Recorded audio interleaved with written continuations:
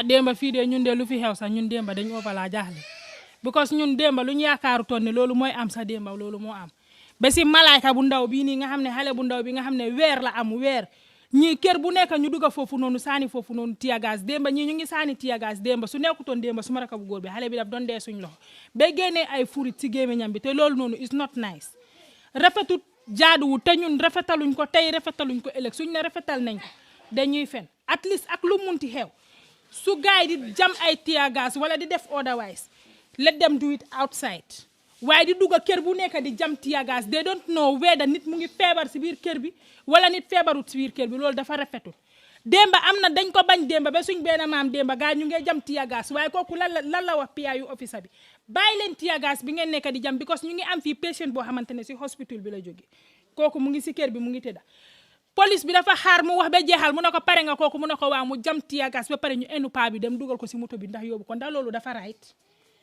en tant que nit dangaa nekk si sa dëkk sax yow sa right doo ko wax soo ko waxee ñu enu la dem teg la benn place ndax loolu noonu right la yéen ngeen am right even su nekkee dara dafa xew sax dafa right nit ku nekk am nga sa right pour nga wax lu la métti am nga sa right pour nga wax lu la neex demba ñun fii benn xale mënut a nelew fii demba fii la gaay jam ñaari tiyagas wiire si gannaaw jam foofu yoonu yeneen ñaari tiyagas suma papa nekku fi ñun ay jigéen ñi kese kenn xamul demba ni ngay def fii xale ñu ngi yuuxu both side kenn mënut a understand kër bi jékki-jékki ñuul kuk loolu tamit ban right la nit ki tam ndax dangaa nekk sa kër doo am foofu noonu jaama doo fa am salaam tamit luy loolu su nekkee ñoom xale góor yi lañ xeexal at least sax nga jotee nit sax dégg la dangaa mun a jotee ak nit ki sax nga koy dóor sax mu daw dugga këri jàmbur sax bàyyi ko nga xam ne këri jàmbur la dugga waaye nga riitee nit ki mu dugga këri jàmbur nga dem loqati ko ba foofu noonu jam tiyagas def robis wax robis bu la saf nga génn di dem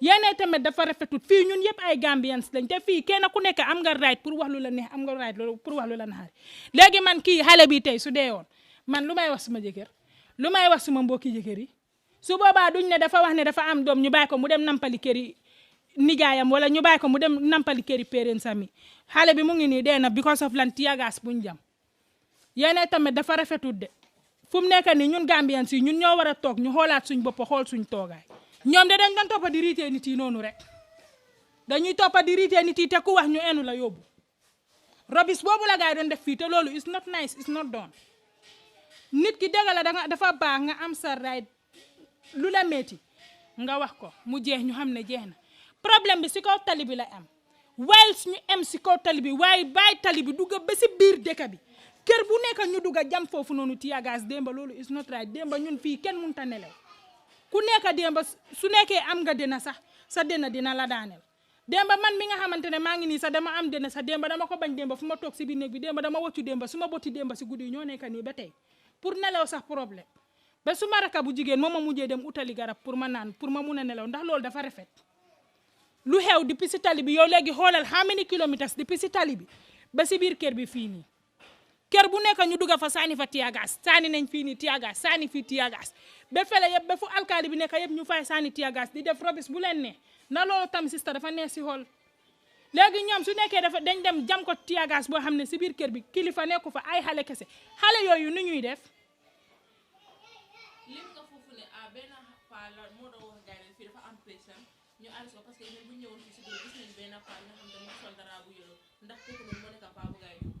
paa boobu la because daf leen ne kër bi bu leen buroo bàyyi leen di jam tiyagas because dafa am patient boo xam ne mu ngi si kër bi kooku dafa xaar ma ne la ba paa bi wax ba pare mu ne ko pare nga kooku ne ko waa mu jam tiyagas ba pare enu paa bi yóbbu ko ndax loolu dafa rafet di toppa di jël kilifa jàmbur yi di leen toroxal di nekk di jël waajuri jàmbur yi di leen toroxal ñun demba fii lañ toog demba fii ma ne la am na benn paa bu gaay riitee paa bi dafa daw si ak xaftaanam ak mbaxanaam ba fii mu taxaw di nokki mu ne gaay ñu ngi ne la taxaw si bunti kër ba ñun yëpp dañ mujjee tasaaroo daw dugga si biir kër bi ñun demba noonu lañ tëddee ndax loolu dafa rafet ci sa yéen si xam ngeen ne loolu rafetut jaaduwut loolu ku la wax ne rafet na rek borom daf lay na si dégga dafa rafetut jaaduwut si man suma gis-gis bu gàtta nu ma ko gisee rafetut jaaduwut waaw demba actually man dama nekkoon Serekunda because dama demoon Serekunda ay seetaan maaji TDK Snoockers ak Manchester so first half boobu noonu la ma sumay call ne riot mi ngi am Jabang diggante youth si ak some government personnels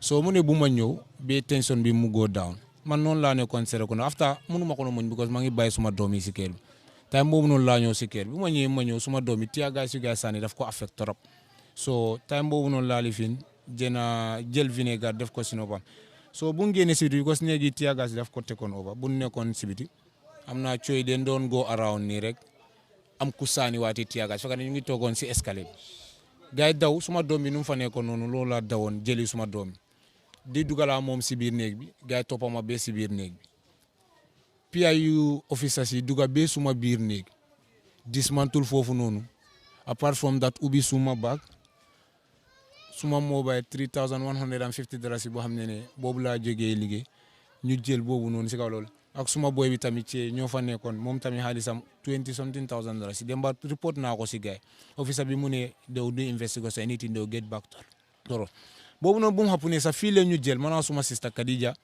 ñoom Bangura suma jabar Olive ñu dugal ñu si pick-up bi soo gisee suma kanam gis nga suma ngang gis nga ay bantal leen ñu doon jël du ñu dóor gis nga suma noppa bi fii gis nga suma baat bi fii suma yaay nu ma téye buga force suma yaay nu ma téye noonu leen ñu jël di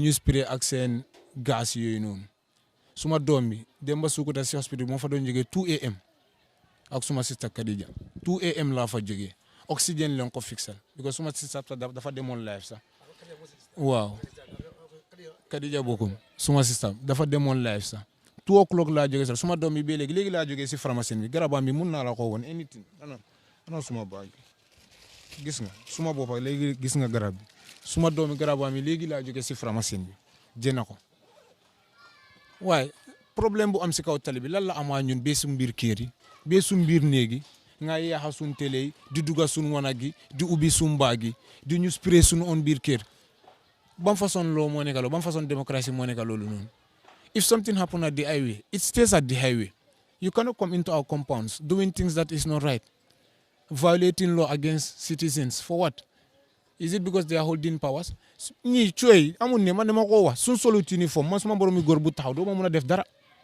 uniforme bi leen dee respect loo moo tax yeneen yi den ko dee bàyyi waaye government bi dafa war a take in step because suñ property yu ñàkk kenn duñu ko refund métit yu amee kenn duñu yóbbu lopitaan so façon yi su amee soo dem ba dara soo xapoon foofu noonu ñu jël avantage wala nga jël paka jam ko PIU officer dara mu jël ko foofu noonu at the end yow yaay soona so nan nagay teach seen officer si lu war a happen nen happen where there should be a stop let there be stop nobody is disputing the fact that they are doing their works but it has limit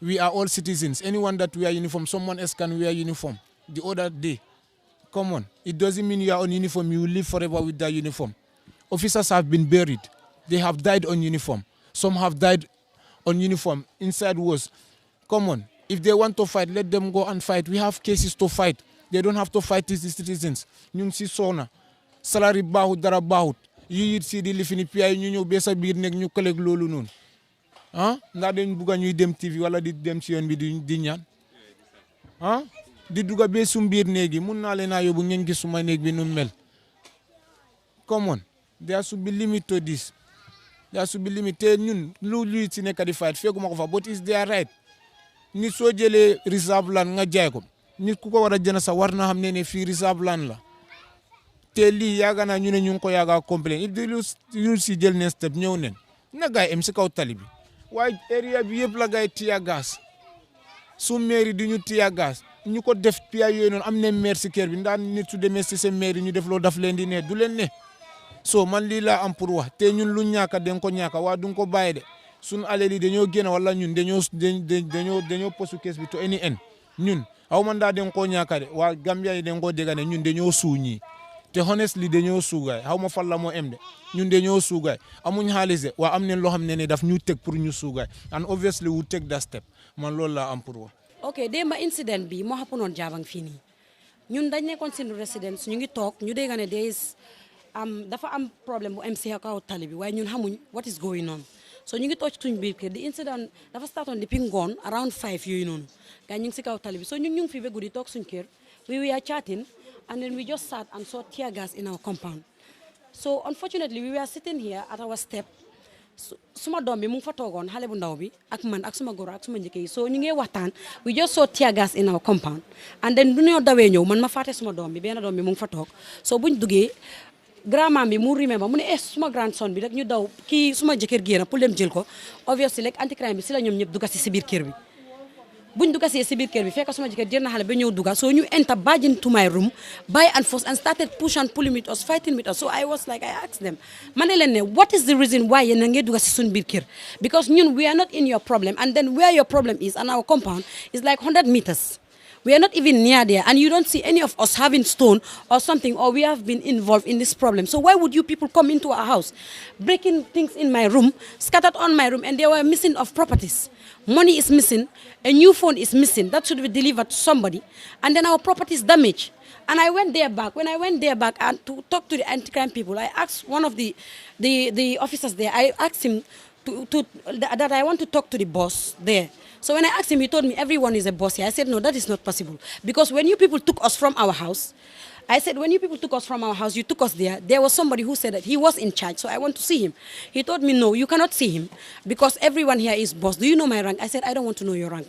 That's why I came to ask, who is the boss? Because if I speak to the boss, then I will tell him what he needs to know. Because I went in to go and check what they did in my room. Because when they went out, I locked the door and went with the key. They put me in the pickup. When I asked him, I have a child who is breastfeeding. Let me carry my child. Because you people say we are going to the office with you people. I said, let me carry my child. He said, no, I don't care. I said, my children, you tear gas them. And you said you don't care. How can you even meet a 2-year-old child? And here we don't have a criminal. You come to arrest here or something. You don't have even an arrest warrant to come to our house. So how would you trespass us in our own home and then tear gas us and even my children and then take us to the station again? And when we went on the highway, there is one of their men there said he knows Khadija Bokum. He was working at QTV or whatsoever as a technician, but now GRTS as a technician, but now he is also part of the anti-crime unit. So I see he was saying, yes, it's because of you people are disciplined and stuff like that. That's why we release you people. I said, no, that's not the case. I asked him, is anybody above the law? The other one said that they can do anything. It's their own job. Anywhere they want to enter, they will enter. I said, no. He said, even if they want to break the door, I said, that is not possible. Even if we are given a search warrant, if the person refuses to open the door, you should find a witness before you go on to break somebody's door. You cannot just come and break somebody's door. And I told him, we don't even know the issue that is going on at stake. So if at all you have people at the hospital, the other man said, yes, we even have people at the hospital. We said, we are not aware. Because we are not part of your problem. We don't even know where your problem starts. So why would you come and involve us? Or are you targeting our homes? But they were not only tear gas in our house. All the neighborhood, everywhere. But the only thing is why they choose to enter our home. And then our properties are missing. And then they use harsh words, insulting, and then beating us like donkeys, and then saying words that the law, they will use it anyhow they want. So I was surprised. I was like, are you above the law? He said, no, you know, it has already happened, so we have to negotiate. You people need to go back. I said, why are you releasing us? You release us because you know that what you did was wrong.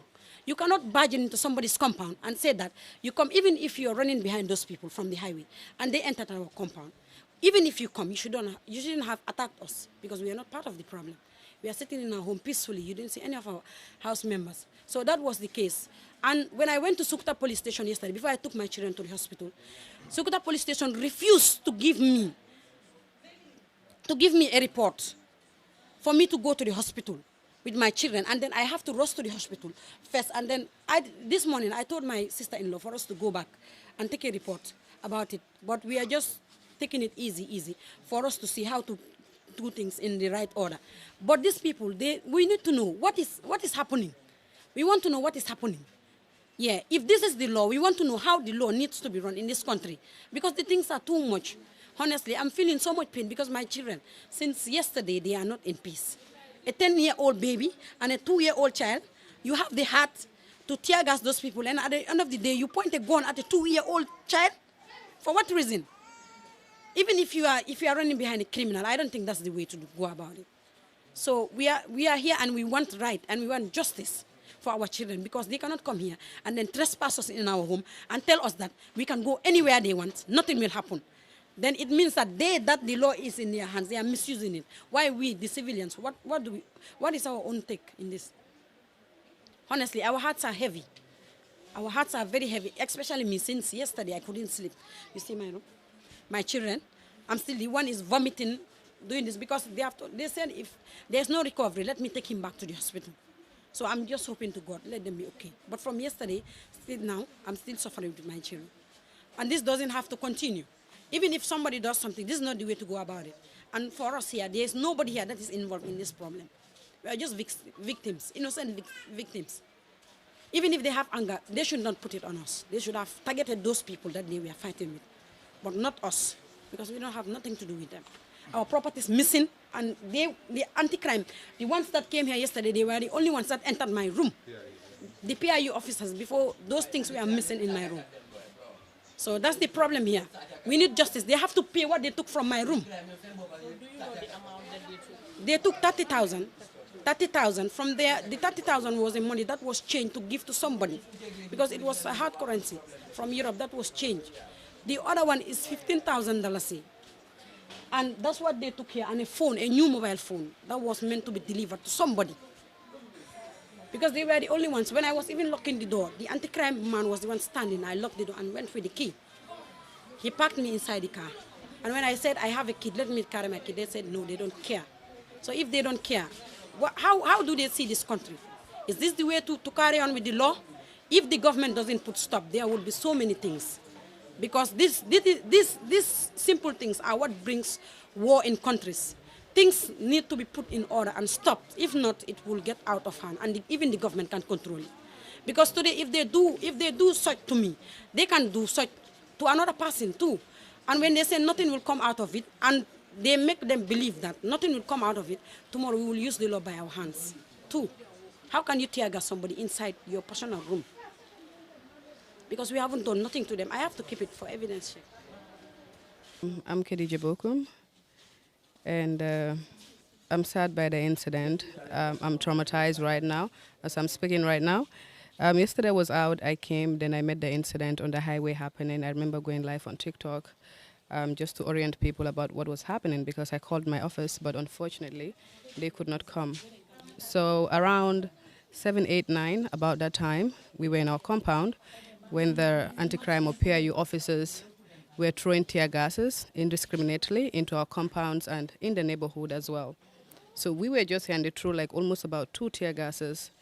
Then the kids were seated right there. Then my brother rushed to pick up his son. Then some were inside.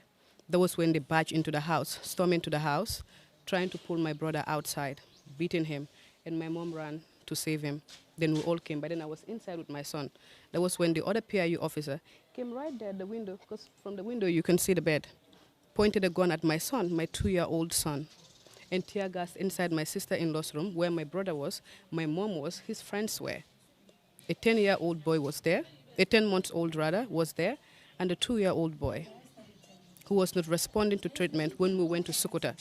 They dragged all of us out, beat us up, took us out into their pickup.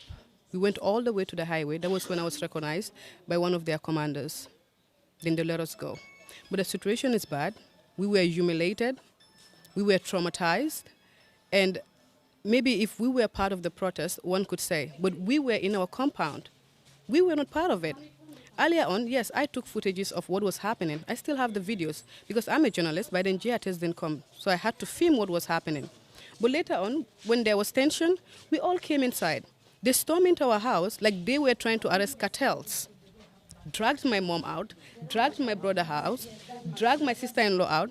The kids were inside and threw tear gas at them, stole my brother's friend money in the house, almost about 30,000. And they pointed a gun at my son. That's the most traumatizing side. And on our way to Sukuta, my sister-in-law, we went into the station. They refused to take our statement. They said we need to go to the clinic first. But this is all I can say for now. I'll just leave the rest to the authorities to handle it. As things unfold, I'm sure we'll talk about it more. But for right now, my family has been humiliated. We have been traumatized, and the kids as well. My nephew is still not feeling well. He's still having high fever. And last night, he was not responsive much to treatment.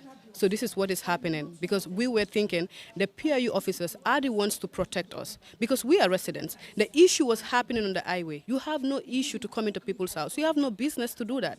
Talk less of throwing tear gases. And I have every footage of that. But this is what happened. So everybody needs to know what is happening. And above all, the worst part was we were beaten. My sister-in-law and I, we were behind the pickup with the men. They were beating us, insulting us, and we didn't do anything. Slapping us, beating us as women. They refused for us to speak. They dragged me from here all the way to there to put me in the pickup. And they even took off their badges. You can't recognize any one of them. Which kind of a police officer will come to solve a riot without any badge of identification? Who does that? If they are ready to be accountable for what they are doing. We could not identify none of them. Beating us, kicking us, dragging us like criminals, which we were not. So this is what happened. This is it. It's sad, but this is what happened.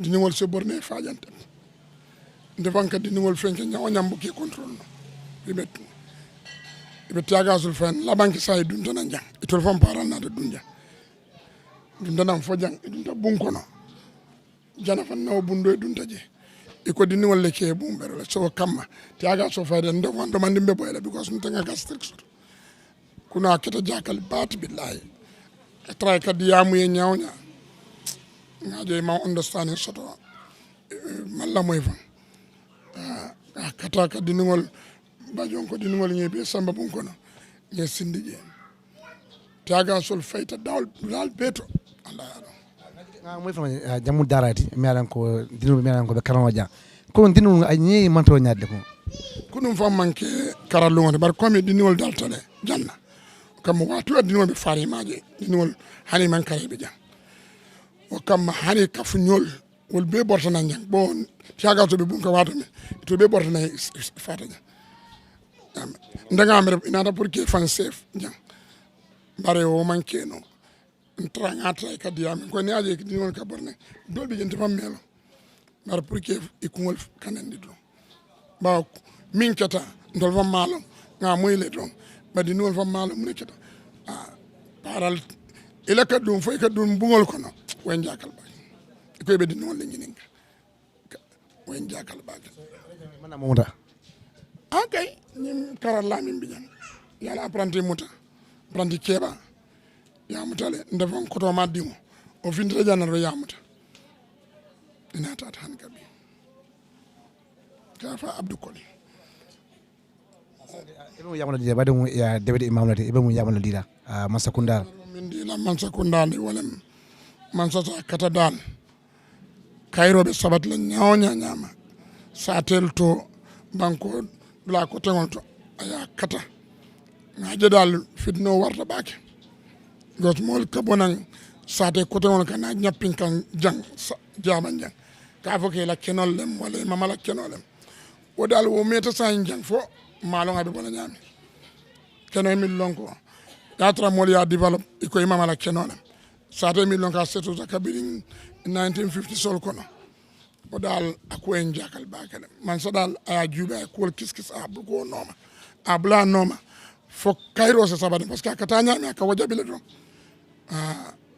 wadani moye tara ite fon la korrate ko mama la kunkole ite wuluta je ifama wuluta je ite wuluta je yedingol wuluje ako dal a jakala warta bak jemu jibe talti min advice min dina man sakundana do kare lo simfula jaban na kayro bankola kayro lo fi yemma ko wala mi ke fam ma ko it nin ka sate kayro soto banko kayro so itol fana se kayro soto inshallah ntana ni soto pour ngamin lo nje wolon ko tapalea nin corruption ole bije min keta je Gambia be sediara momo nata momo e story nyuma kalone ko tapalea le bije and ka na banko dal tapalea a theater so much so that it's normalized, you know.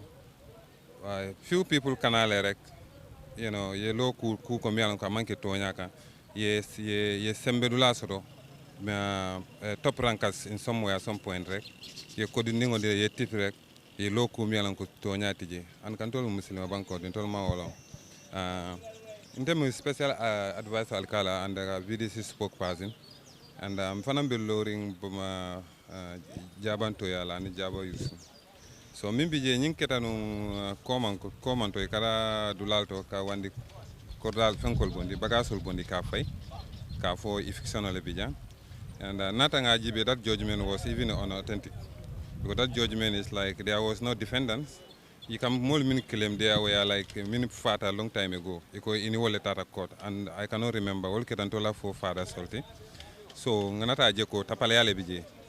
And but ni tata ni nata fenko nka call back to ask division mune be kerinya ka fo yin fictional lebulu but nka jele ko still more established there for 80 years. You know more it is na recent dini merang recent one person iko ital tamu that half of Jabang Bay. One person out for Babukar Bay, you understand, and whoever it is from Jabang Kunda, so he's the one right now will be lowering Yunkuoto, you know, Kajiki Dola Minketa PIUT, which nga expect that's allegation that I don't know, ila head is part of it because there's one guy in Sirif Division is a sectarian, so conniving with all these people. Jabang a target place because Jabara is very marketable, you know. Near small portion so they can call you're gonna make a lot of millions. So this is the attacking. So in Nataje, Bol Nataje Kadula in Sare Damin Sing, because which is our reserve, you know, in Nataje Kebun Tiaga Sola, and we try to defend ourselves to our best of our capability. You understand? So Waketa, Ikamol Muta, Kadun Satel Kono. Kadun Koral Kono, the trespass to go even the Ningol. Kadu and the Koral who always sasaring. Pial, that's what they're doing yesterday. Minketa Jabang Kunana Manke Dulato, Kadun and the Corlato. Kadulabulan Kadun about 300 meters. Sate Kono, looting. Ye dollar support from Sunyaro Kejele. That was confirmed today.